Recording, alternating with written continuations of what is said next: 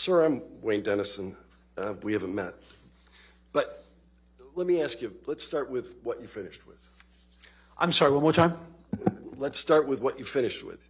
You understand that the court was twice asked by Ms. Heard's counsel to order a medical exam of Mr. Depp, and those motions were denied. Well, I think your team told the court you didn't want to have them, and the court ruled on them, right? I don't think the court proactively did it. You kind of had a motion to them, right? No. When Ms. Heard's lawyers moved for them and asked for them and did not get them. Isn't that right, sir? If you're saying that's what happened, my understanding of was that you all did not want him to undergo one. They petitioned for it. The court said no. Yes, that's what my understanding of it was. The court said no to ordering Mr. Depp to do the medical exam. Right, I said the court did not require it, right. And there was one that was ordered, in fact, right? There was. All right.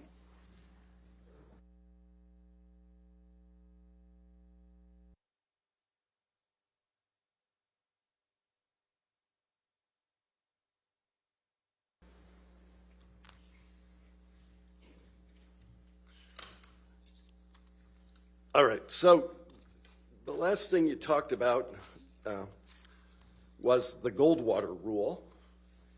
Yes, sir. Been around for almost 50 years, right? Yeah, I'm 59. That sounds about right. Yeah, and it's been around as a result of a presidential election that you referenced. Yes. And who has that rule? What organization maintains that rule? The American Psychiatric Association. An association you're a member of? Association that I'm a member of, yes. Yeah. Aren't you a fellow or something? Yes, I am. Okay, so, and this is an ethical rule, right? It is an ethical rule. And yes, it's ethical. They say rules. It's an ethical guideline. Yes, they're guidelines. Mm-hmm. And you know that over time, the American Psychiatric Association has amended the rule, so it's not just about diagnoses, but it's also about professional opinions. Could you be more specific, say, about professional opinion in regard to what? Well, let me read this and see if you're familiar with it. It is unethical for a psychiatrist to offer a professional opinion about an individual based on publicly available information without conducting an examination. That's the rule, right? If you're reading it directly, I will believe you. Okay. However, a diagnosis is not required for an opinion to be professional. So my question is, it's not just diagnosis that this Goldwater rule applies to, it's professional opinions. So again, I will reiterate that would come down to essentially nullifying witness testimony, expert witness testimony, without a direct evaluation. And as we know, it didn't happen. But regardless of that, the whole expert witness testimony thing would be basically rendered null and void. The rule, in fact, contemplates that issue, doesn't it, sir? Again, I'm just telling you the answer to the question. When you're reading me those statements, I'm telling you the response by the other side, who publishes also, is that if that was the case, there could be no expert witness testimony in the courtroom. Psychiatrists are ethically prohibited from evaluating individuals without permission or other authorization, such as a court order. That's the rule, right? Again, if you're reading that, then I have to believe you're not misrepresenting it. And I would come back to, again, then this whole thing on we might as well get rid of all the expert witnesses we've had throughout all of time for court proceedings. Because what you're saying is unless a court orders it, and that's what you just said, or the APA said, then therefore expert witnesses cannot do an evaluation based on an observation of the medical records. Insurance companies cannot do evaluations solely based on medical records where their doctors rendering professional opinions. So at the end of the day, you are essentially saying that unless someone has directly evaluated it, this whole medical system we have, this whole legal system we have is null and void. I'm not saying. No, yes, you are, sir. No, you are. Well, give me a second, and I'll give you more than a second. What I'm saying and what I am reading to you is a rule by your organization that takes into account that there could be court orders that would permit the exact kind of evaluation that you say I'm eliminating. And I think we're going in circles because I think I just said that means expert witness testimony would not be allowed, and the branch of forensic psychiatry would be especially hindered. And we know the branch of forensic psychiatry does not prohibit that. So I am a member of the APA. That doesn't necessarily mean every single thing they put in there, everybody has to uncategorically agree with, because clearly that's not the case. Did you agree in your deposition that the professional opinions you rendered were inconsistent with the Goldwater rule? Yeah. My first was inconsistent. If we're saying that if the Goldwater rule says, and I very much said that during deposition, that the Goldwater rule was made for presidents and public figures such as that, but regardless of that, because that's what it was made for. It's not made for Hollywood, but I'll even take that Mr. Depp's a public figure.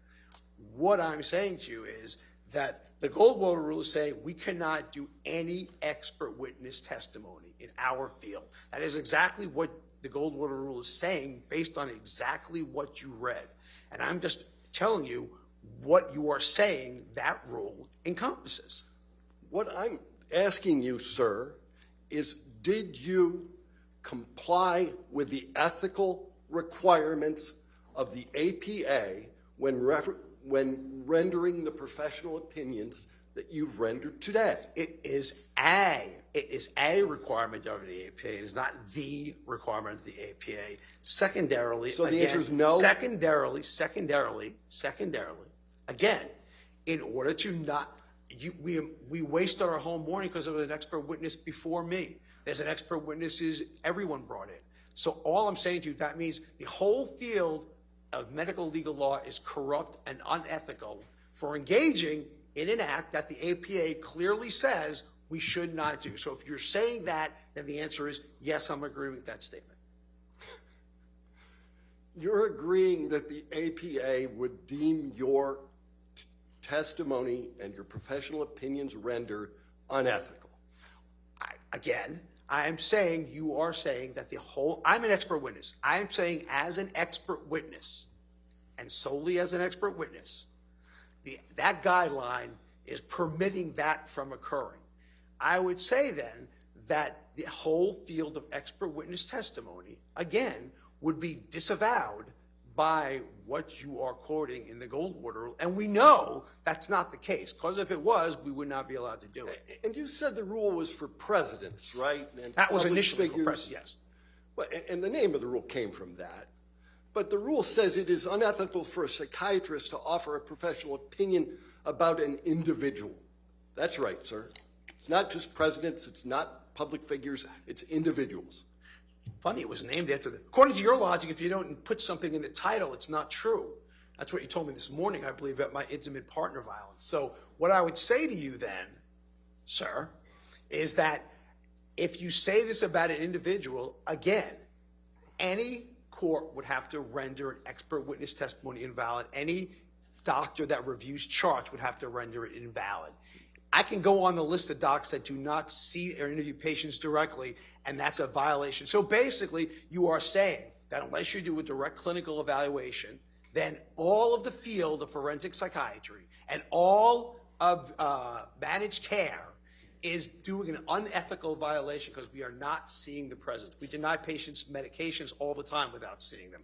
We deny patients treatments, unfortunately, without seeing them. And I'm on the receiving end of that.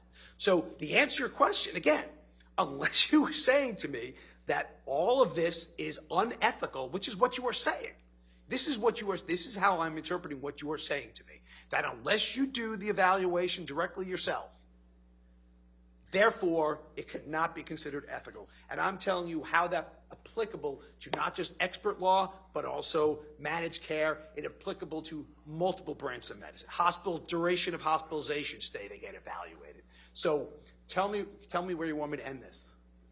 Well, Sir. why don't we talk about what you just testified to? Because I didn't ask you anything about that. I asked you whether, under this rubric, under this principle of medical ethics, have you acted unethically? Yes or no? No. As an expert witness, I have not acted unethically. And if you want the jury to believe that expert witnesses are unethical, then I guess that's for them to decide. Yes That's or no, for them sir. to You decide. said no. Let's go to the next question. Okay. Right? Psychiatric diagnosis occurs in the context of an evaluation based on thorough history-taking examination and where applicable collated or collateral information.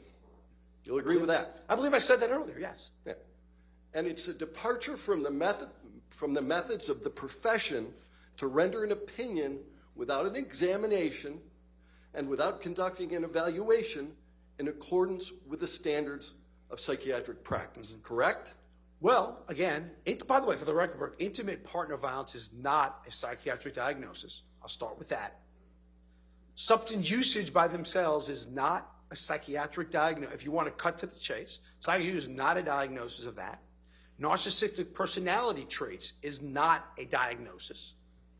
Ergo, I am basically commenting on the things that were brought to me, which are not diagnosis. But an evaluation, if I was going to treat a patient or anyone here, those are the steps I would take. We, I think, started with the notion that this rule applies broader than diagnoses. It applies to professional opinions. I believe and you you've just rendered quoted professional opinions relative to narcissistic personality traits, haven't you, sir? Relative to Mr. Depp. Again, I believe you just commented on what it takes to do in a psychiatric evaluation to establish a diagnosis. I'm almost certain that's what you said. And maybe I'm wrong. Maybe you didn't say that, but I'm sure you did. And therefore, what I'm saying is neither IPV nor substance usage nor narcissistic personality traits a psychiatric diagnosis. And then under the rubric of expert witness testimony, you are saying I acted unethically under the rubric of expert witness testimony. So if you, sir, would like to proceed that expert witnesses are unethical, based on that, I am not going to sit here and disagree with you and waste everyone's time. I think it's fairly obvious. So thank you. I'll go ahead. These were your words. I'm just saying them back how they're interpreted. Okay. Let's start with the easy question then. Maybe we can. That was pretty easy. Go ahead. All right, Doctor, you're going to have to just answer the questions. Okay. Sorry about that. Getting into it. You need to just answer the questions, Okay. Dr. Spiegel. You are not rendering any diagnosis whatsoever of Mr. Depp today or ever.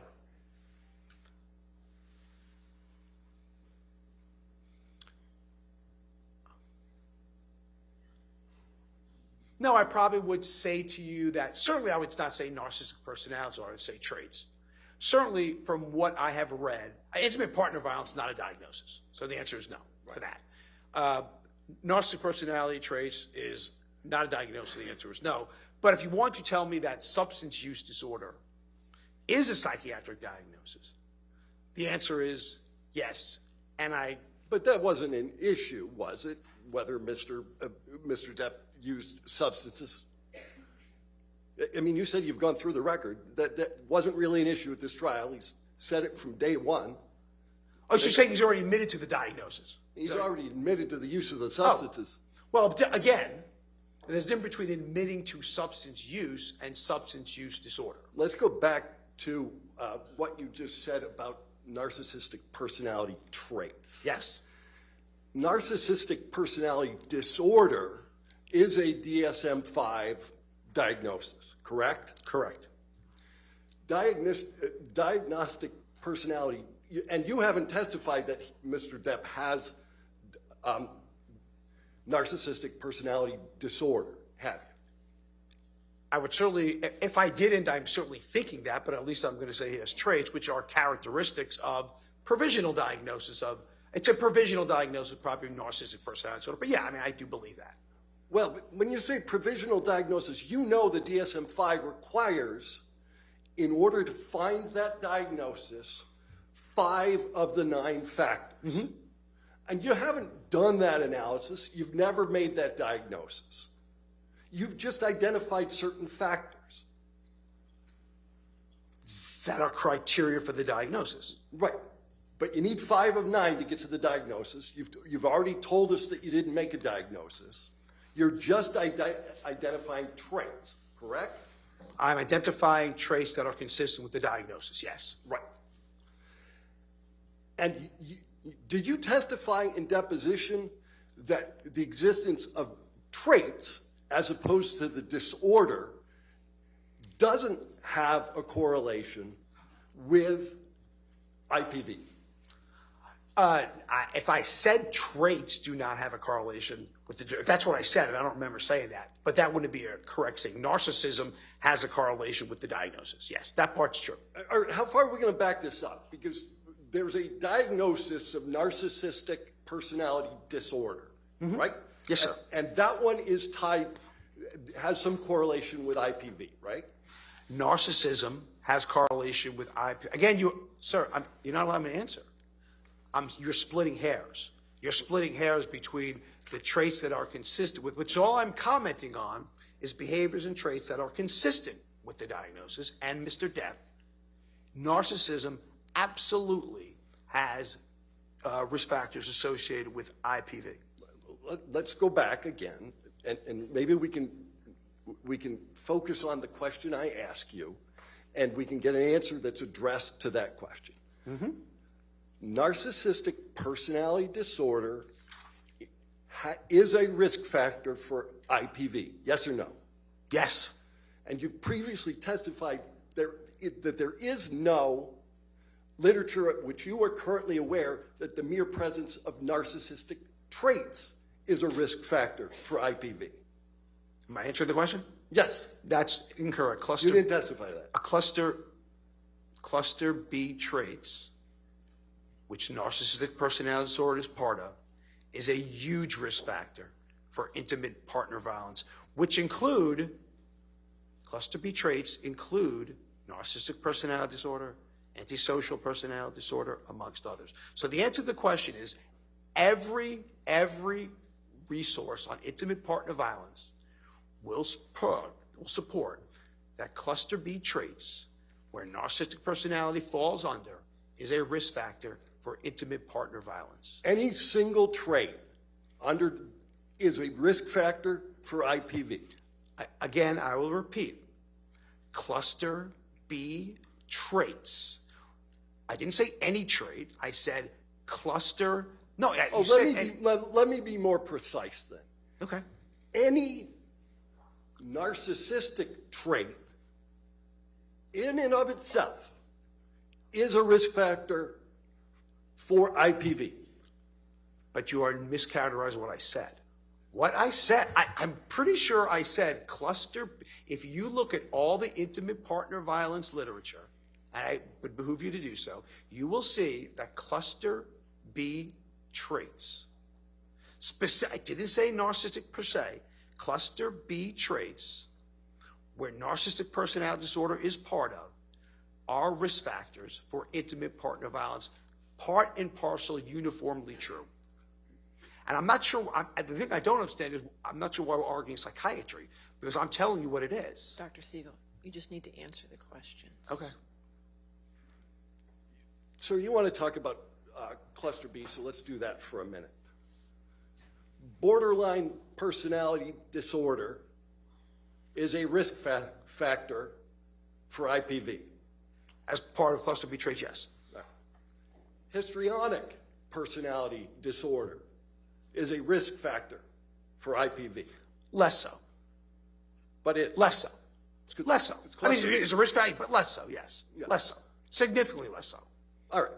So which traits under narcissistic, before I move on there, there's only been one diagnosis in court of personality disorders, correct?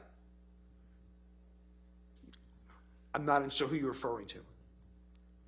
Are you referring to Mr. Depp, Ms. Heard? I'm not sure what you're talking about. Do you understand that there was a medical examination done of Ms. Heard? Yes, I did.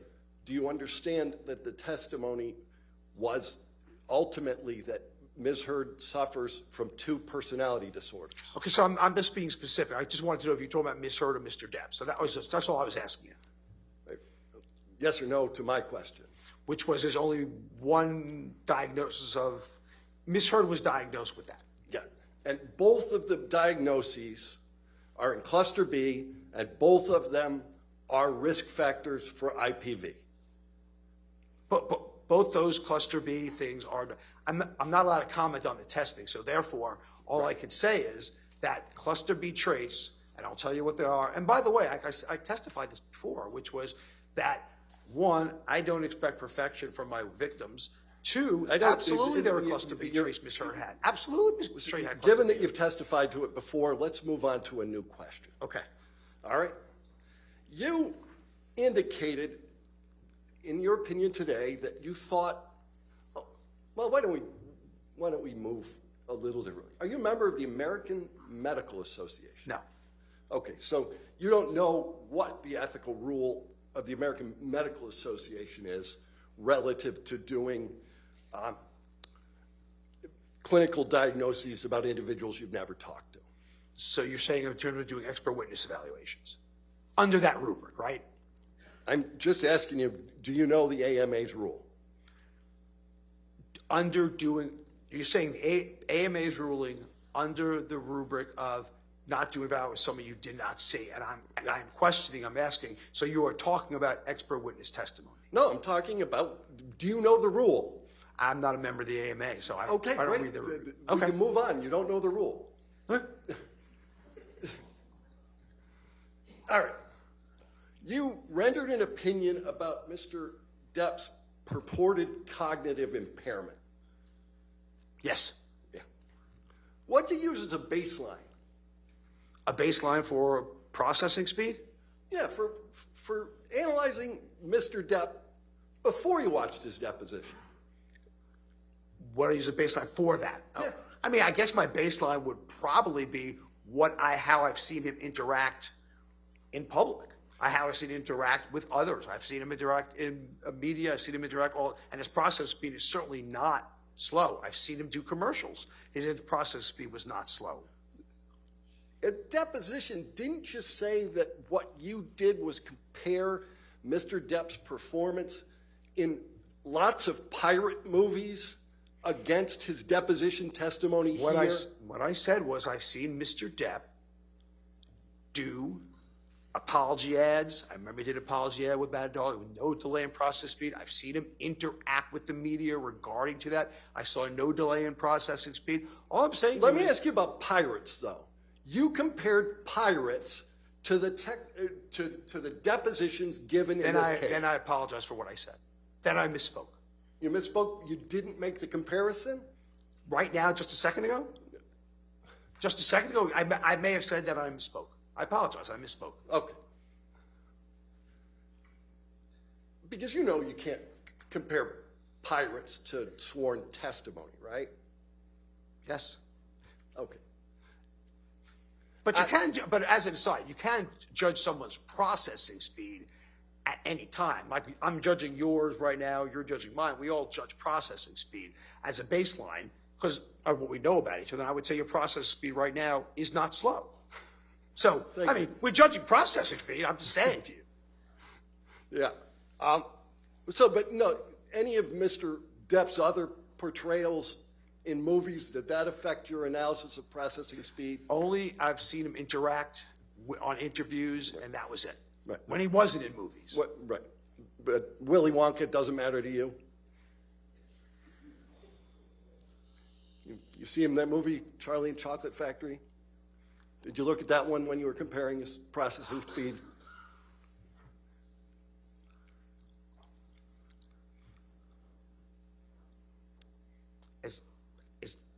Do I have to answer that question, Your Honor? You have to answer questions. Yes, sir. No, you'll be happy to know I didn't see Willy Wonka. I didn't see 21 Jump Street when it happened, or whatever it was about. No, I did not. All right. You made a very kind admission, I think, early on in your deposition, that you're not claiming to be a better actor than Mr. Depp. That's correct, isn't it? 100%. All right. But with respect to acting, you know that actors actually rehearse for their parts and work on the language, diction, timing of their dialogue as part of that rehearsal? If you say that, I'm not an actor, so I don't know what goes on. I can't tell you. I have no idea what goes on in acting. Okay, but you don't know enough about acting to know whether actors rehearse? Sir, I am not an expert in acting. I have no idea what an actor does. Okay.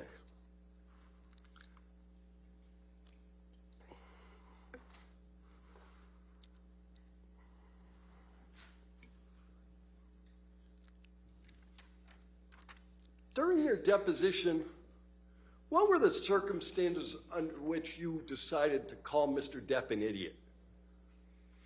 Under somebody call Mr. Depp an idiot? Yeah, you called Mr. Depp an idiot in your deposition. Why Oh, I did you think. do Okay. So I think it was in the context.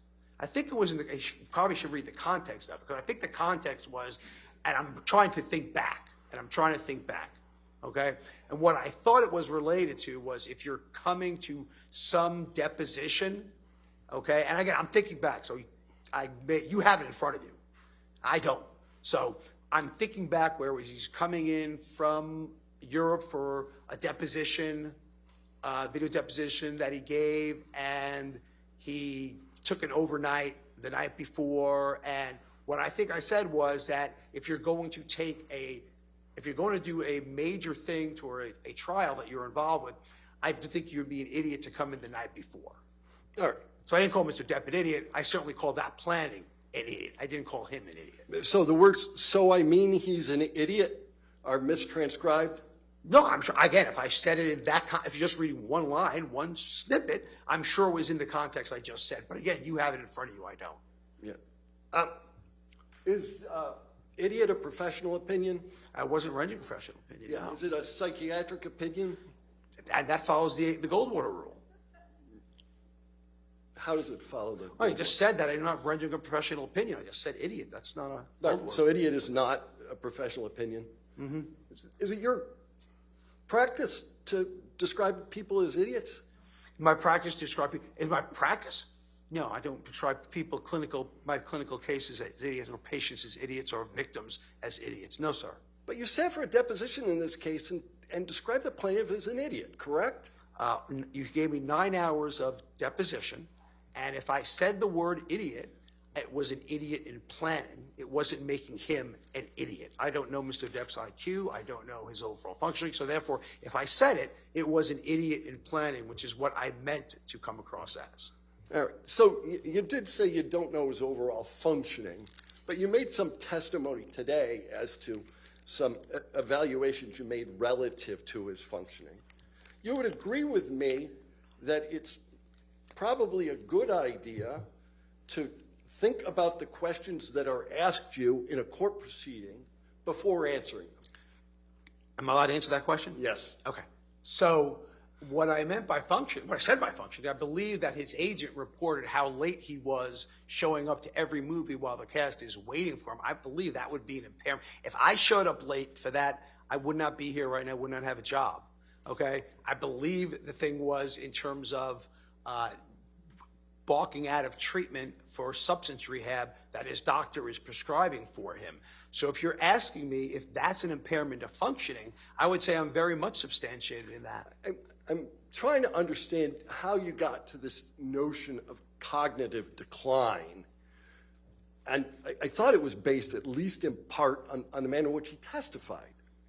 I'm sorry, what? On the manner in which he testified. On the manner, I'm sorry, I'm not being difficult. I can't hear. I'm sorry. On what?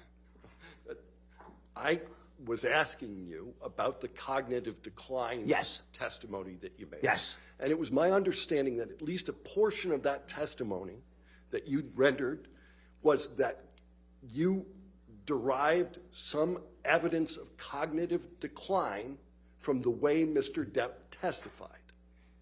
Yes. Okay. And that's what I said, yes. Right.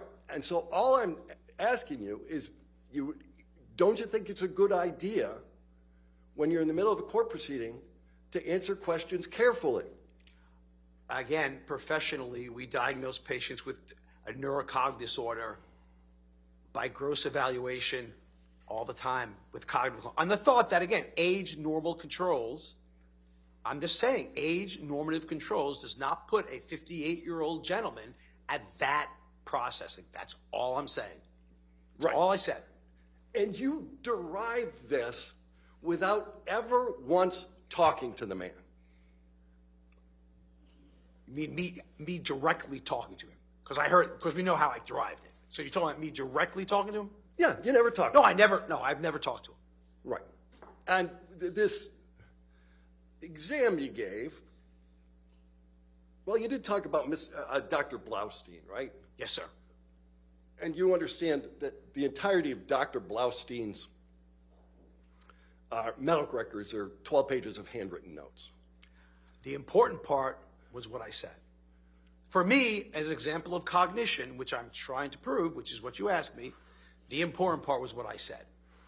And that was irrefutable. The important part is that he gave the mini mental status exam? Yes, sir. All right. Let's talk about the mini mental status exam. Scored on a 30-point scale, right? Yes. All right. And it's an exam that basically is most often used for, what, Alzheimer's, dementia, those kind of testing? It's an exam that tests cognition in all psychiatric illnesses, not just Alzheimer's. It was made for dementia, for Alzheimer's, but is the standard, has been the standard for testing cognition in all psychiatric illness, substance use disorders included. Okay. Now, there is an element of that exam that requires drawing, correct? Yes. So you don't know what drawing Mr. Depp did or whether the drawing should have been fully scored. I wasn't questioning his visual spatial perceptual skills, which is what that does. Right. And you don't know what score Mr. Depp received on the exam. I was very specific. I know 3 words, not remembering at 5 minutes. That's all I said. 3 words, not remembering 5 minutes, and he remembered one of them, right? From what I understand, you didn't remember any of them. All right. Memory on the exam, out of the 30 points, what's it worth? 3. 3, right? Memory is 3 out of the 30. Yeah, memory's 3. Okay. And again, the memory section in and of itself tests memory. That's the only question that tests memory, only section that actually tests memory. So the memory section tests memory. It's the only section you testified about. And for all you know, that with respect to the exam that you're relying on, Mr. Depp scored 27 out of 30. And that would be telling, though, cognitive, if you score 27 out of 30 and you miss 3 points on memory. That would be very telling. You don't know if Mr. Depp had been up all night the night before. Again, you wouldn't expect to not recall any words at 3 minutes unless there's a cognitive issue. You don't know if Mr. Depp was high. And again, now that could affect memory, but I'm not refuting that. I'm not refuting that at all. He could have been high, he could have been drunk, he could have been using cocaine, and that would absolutely affect his memory, which is what I said. Yes, you're right. So ultimately, you have no idea what state Mr. Depp was in at the time he took the exam that you're relying on. Short of what you just said about drugs and alcohol, okay, there shouldn't be a reason why a 58-year-old, also with strokes and other neurocognitive conditions, but short of that, there shouldn't be a really good reason why someone at that age shouldn't come up with at least one. But an answer. But wait a minute, you started that question with short of drugs and alcohol, and spent 35 minutes talking about his use of drugs and alcohol. Isn't that right? Oh, I'm agreeing. I thought I agreed with you. I think I agreed. I said that drugs and alcohol can absolutely affect cognition. I'm not sure. I agree, but I'm not sure if that's a problem. I agree with you on that. All right. So you don't know, one way or the other, how he scored on the exam. You don't know whether he was at the time on drugs and alcohol, but you're going to rely on it in your testimony to say that he's cognitively impaired. Which is what we do in clinical medicine, sir. Okay. You rely on tests that you don't know when it was administered, you don't know the score of the test, and you don't know the state of the person being tested, but you're going to rely on it anyway. Again, if we had to know every test, when people get the mini-mental state exam, we have no idea clinically if they are high, wasted, stoned, stroke. We have no idea. So if you're going to say that, that means everybody needs a drug test before they do a mini-mental study, and that's not the standard of care. And I think you know that. So let's talk a little bit about this word you kept using, correlation. You know the word, right? yes, Correlation and causation aren't the same thing, are they, sir? no, they're not the same thing. No. How are they different? Correlation is consistent with causation, is direct link. Can you say that again? You were so fast I didn't hear it. I'm sorry about that. Correlation is a risk for something happening. Causation is a direct link. Right. So just because something's correlated doesn't mean it's going to happen. 100%. Right. 100%. But lung cancer, for instance. Smoking is very highly correlated with lung cancer, right? Yeah, and there's certainly a link Right. to lung cancer and smoking. Right. But not all smokers get lung cancer. Not all smokers do. No one, like I said, no one fits the curve perfectly. Right. And you made repeated testimony to all of us. All of us do this. All of us do that. Mm-hmm. Your suggestion about all of us is you're just looking at the world as a sample and not at any particular individual, correct? What I'm looking at is that I am not talking about an individual, how they can or cannot be resistant. What I'm saying is invariably, when you use substances, this is going to happen. Now, is there a 0.05% chance that someone who does? Absolutely there is. But is that medical degree of certainty? Absolutely not. A 0.05% chance of what, sir? Of eventually developing symptoms. If you're using excessively, eventually you're going to develop symptoms. All right. But risk factors tell us nothing about any one particular individual, do they, sir? No.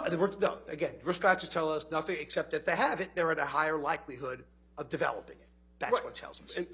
But you did a whole litany of risk factors relative to IPV. Yes. Right. And none of those risk factors tell us anything specifically about an individual. Other than they're at higher risk. Right. Right. So someone could have every single risk factor for IPV and never commit IPV, right? It would be, again, if you're going to say a medical degree of probability, the answer is they will. But if you're saying uniformly, the answer is no. Right.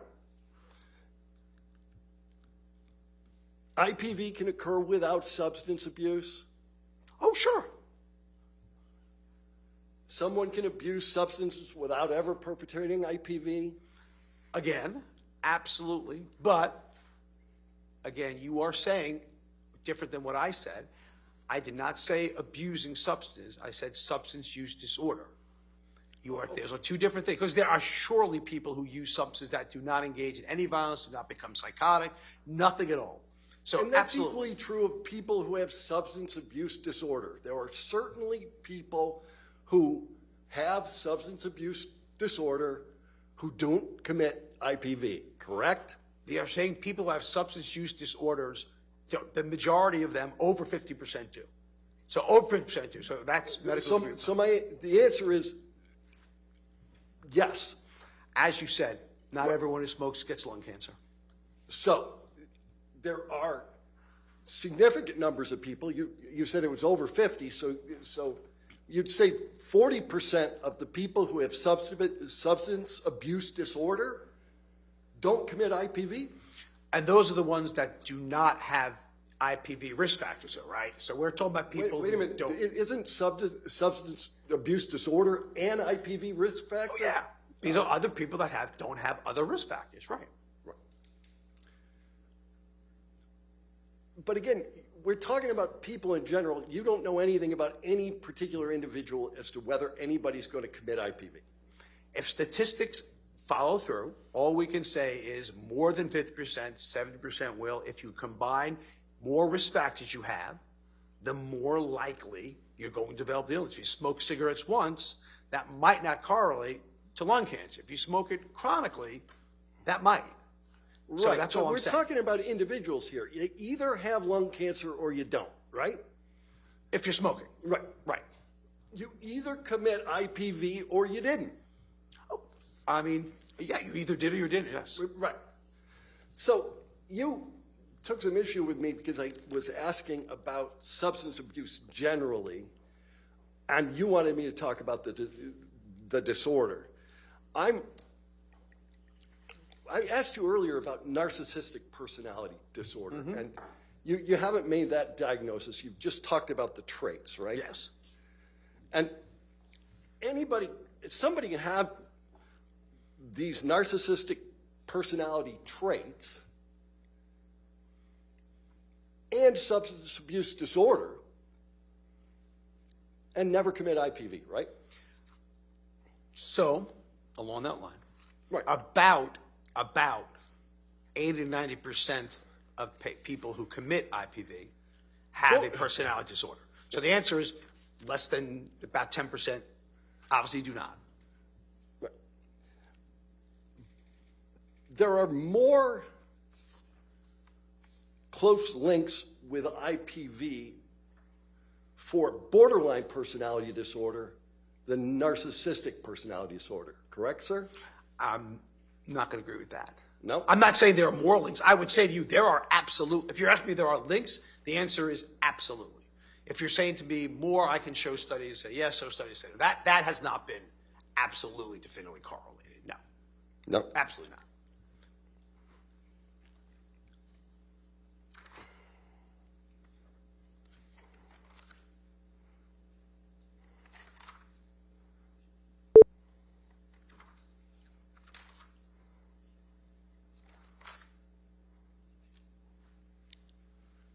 MDMA.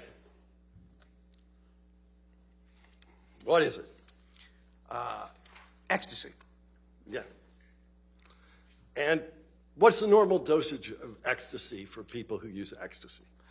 Again, I couldn't tell you the quote unquote normal dose because honestly speaking, no one knows what they're getting when they're using it, right? It's not regulated, so. But the effects of ecstasy enhance sense of well-being? At low doses, the answer is yes. I'm going to gather when you're using it at higher doses and develop tolerance, you develop the sympathomimetic effects, which are not so enhanced well-being. Increased extroversion, that's a symptom? Again, at low doses, you are 100% right. At low amounts, you are 100% right. It is an entactogen. We feel closer to people. That's what people who use it say. They feel close to people, warmth to people, 100%. But with continual use and higher doses, it could be fatal. Right. So that's not well-being. I don't know if I call that well-being. So continued use at higher doses, MDMA can be fatal, correct? Correct. What if you took 8 to 10 tablets of MDMA?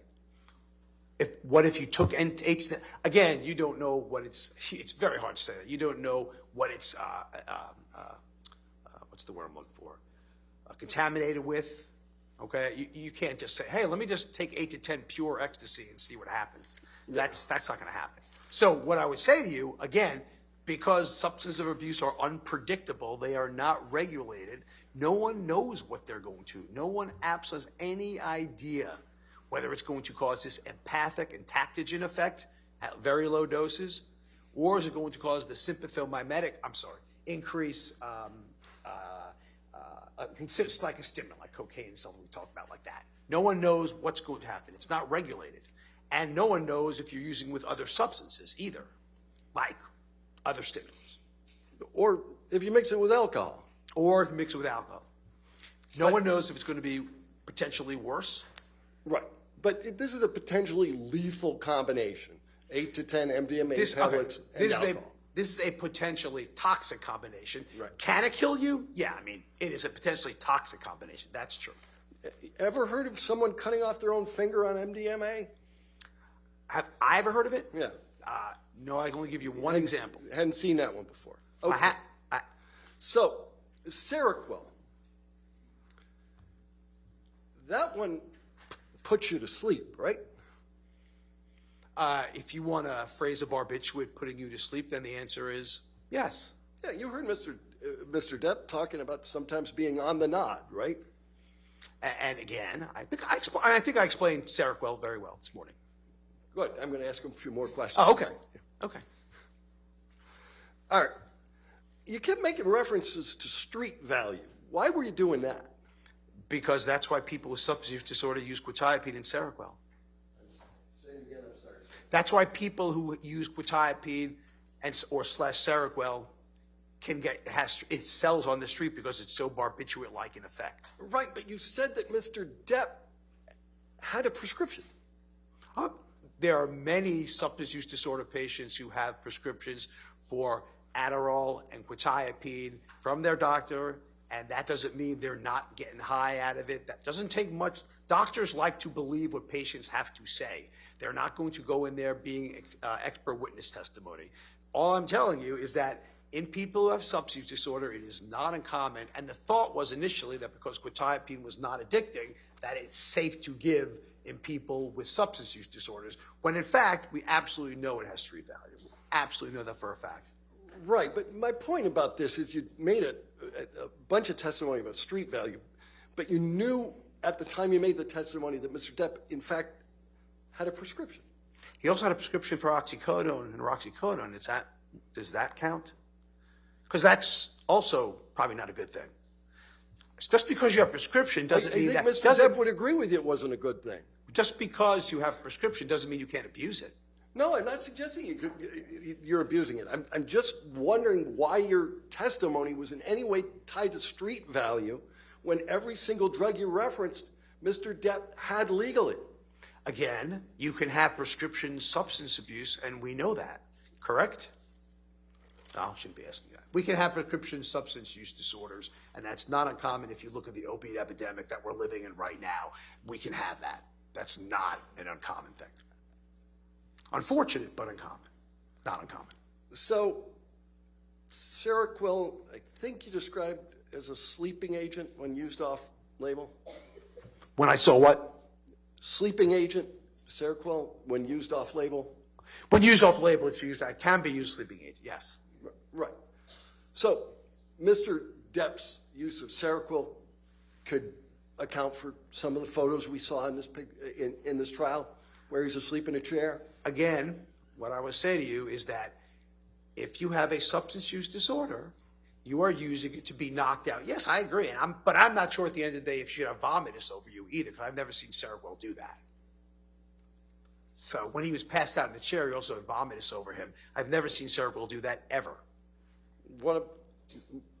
Neurontin is another one of the drugs you testified about. That one's also prescribed, right? Yes, it is. And what's the prescription for that? What's it used for? And what's its indication, or what's its used what's for? its indication? I mean, its indication is for seizures. It may have one pain indication. Again, I'm not a neurologist, so I can't tell you exactly if it does. But it's chronically used off-label for pain. It's used off-label for anxiety. Right. And what's its effect? That's another one that'll put you to sleep, right? Well, yeah, I mean, sure, 100%. Right. And you made reference to a picture. There's been testimony around that picture that Mr. Depp fell asleep with ice cream in his hand. That's not vomitous, right? I was told it was vomitous. Okay.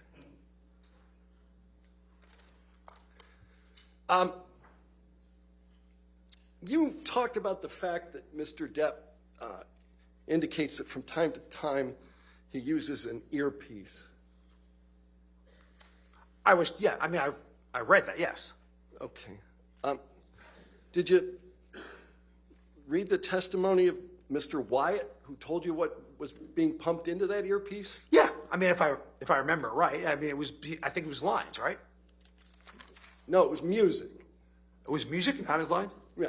Okay. So if Mr. Depp was listening to music rather than being fed his lines, does that change your opinion as to his cognitive function? If he was never fed his lines through the earpiece, which I know he was, but read he was, and that may have been that example, Mr. Wyatt may have said that it was music. I guess the question is, were you having the music during the actual talking of your lines? Is that what you're saying to me? Well, you know, if you can do two things at once, that's a pretty high cognitive function, isn't it, sir? You know, it's a very good point, actually. Divided attention is something humans have a lot of trouble in. So, for instance, we have trouble driving and putting on the, using our cell phones and direct. So, divided attention, humans actually are not very good at. I'll put that out there. But Mr. In general, not just Mr. Depp, in general. But Mr. Depp is pretty good at acting. You acknowledge that early on. Absolutely. Well, better than me, so I know that. Because you don't act. In fact, you don't know about acting. You're right. I have no idea about acting. And you don't know how prevalent the use of earpieces are in acting. Again, I know nothing about acting. Irrespective of the fact you know nothing about acting, you've testified that Mr. Depp's use of an earpiece is somehow a cognitive deficit? So if I was giving a lecture and I was fed my lines, I would think there's a cognitive deficit. So and maybe I'm wrong. Like I said, maybe I could be wrong. Maybe Hollywood stars get lines fed to them through earpieces all the time, and I don't know. That could be said. It sounded to me to be unusual if you're doing a movie and you don't know the lines. But like you said, I'm just judging on what I do with lectures, and that would never happen. If you gave lectures, you wouldn't use an earpiece, but you're not going to tell anybody how to act. I'm sorry, what was the question? I said if you gave lectures, you wouldn't use an earpiece, but you're not telling anybody how to act. Right, I would not use an earpiece during lectures. Right. But I don't know what the standard for standard as Hollywood is for that. I have no idea. Your testimony about the use of an earpiece, as maybe you were wrong. You're comfortable with the fact that you may have made a mistake there? No, because I think in the basis of what I've read about it, I'm comfortable that I don't believe that actors are routinely given their entire script through earpieces. I find that hard to believe. Yeah, but there's not one whit of evidence that this ever happened here. I guess what I said. I just said I find it hard to believe. I didn't say it. I said I find it hard to believe. That's all I said. Oh yeah, but what you found hard to believe, sir, was that every line of the script was pumped through an earpiece. Where did you ever get the idea that occurred? That's what I have been. That's what I read in the court review, the court evidence. That's where I got it from. Right. And you know whether Marlon Brando used an earpiece? Isn't he dead? Yeah. So the answer is no. He does not use one now. Oh, no, I used the past tense, sir. Oh, I'm sorry. I know nothing. I will concede to you. I know nothing about acting. I will concede to you 100%. If that is the standard and people are done that's acting, then I apologize and that was wrong on my part. If that's the standard, I'm wrong. I don't know. Okay. Let's go with that. No further questions. All right. How long is your return? A bit. You may want to take. All right. Let's go ahead and break for lunch then, ladies and gentlemen. Again, do not do any outside research. Do not discuss your testimony with anybody, okay?